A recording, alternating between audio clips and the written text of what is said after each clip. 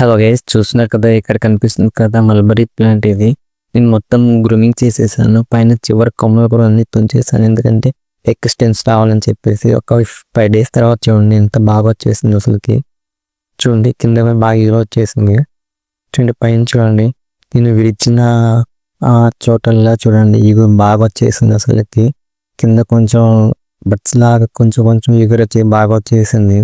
చూడండి ఇదొక కొమ్మ, అండ్ పక్కన కొమ్మలకు కూడా చాలా ఎగురు వచ్చేసింది అసలుకి. ఏమన్నా ఇది తెచ్చి వేసి 6 months అయింది.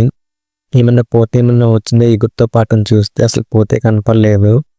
ఈ పూత అయితే ఎప్పుడు వస్తుందో తెలియదు. మరి చూడండి ఎగురైతే బాగా వచ్చేసింది. కొంచెం కొంచెం కొమ్మలు కూడా అన్ని చిన్న చిన్న స్టెమ్స్ కూడా కొంచెం గ్రో అయినాయి. చూడండి కనిపిస్తుంది కదా ఇక్కడ. అక్కడైతే నేను కట్ చేశాను.